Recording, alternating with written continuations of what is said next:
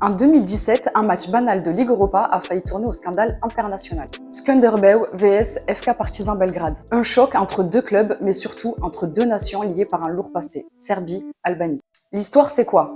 Pour comprendre, il faut revenir dans les années 90. Le Kosovo, peuplé en majorité d'Albanais, était une province de la Serbie. Après la guerre du Kosovo et l'intervention de l'OTAN en 1999, la région passe sous contrôle international. En 2008, le Kosovo déclare son indépendance, mais la Serbie refuse de la reconnaître, y voyant une trahison de son histoire. Pour elle, le Kosovo est le cœur spirituel de la nation serbe. Et l'Albanie, qui soutient le Kosovo, est perçue comme un ennemi. Quand Skanderbeu, club albanais, est tiré contre le FK Partizan Belgrade en Ligue Europa, c'est la panique. Les nationalistes serbes menacent, les tensions montent, et le club serbe demande même l'annulation du match, arguant que son adversaire représente le Kosovo. L'UEFA décide de maintenir la rencontre, mais sous très haute surveillance.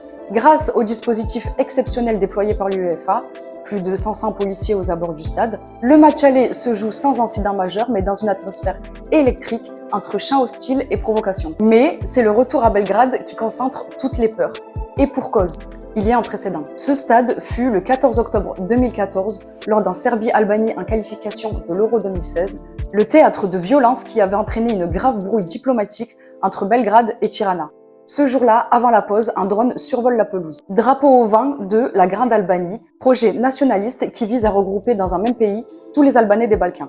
Le défenseur serbe Stefan Mitrovic s'empare du drapeau, les joueurs des deux équipes en viennent aux mains, des supporters nationalistes serbes s'en prennent aux visiteurs sur la pelouse à coups de chaise. La tension monte entre les deux premiers ministres des nations concernées qui devaient effectuer quelques jours plus tard une visite officielle historique. La première d'un responsable albanais en Serbie depuis 70 ans.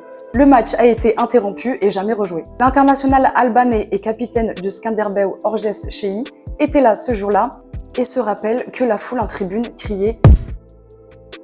Facteur supplémentaire, le Partizan Belgrade compte de nombreux ultranationalistes serbes parmi ses supporters. Certains ont même fait partie des groupes paramilitaires partis combattre au Kosovo. Sur la banderole, il est écrit en alphabet cyrillique « Bénédiction, malédiction et serment, lieu de rencontre ».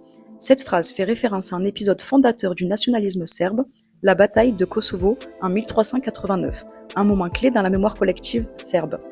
L'homme représenté est Knez Lazar, une figure mythique qui a dirigé les forces serbes contre l'Empire ottoman. Il est vénéré comme un héros national et un martyr, notamment par l'Église orthodoxe serbe. Son image est souvent utilisée pour sacraliser la cause serbe et le refus de céder le Kosovo. Partizan s'impose 2-0 et se qualifie. Le match s'est joué sans débordement, mais avec beaucoup de symboles. Ce soir-là, l'UEFA a gagné une bataille de diplomatie, mais le foot devient une affaire d'État. Qui a dit que c'était que du sport ?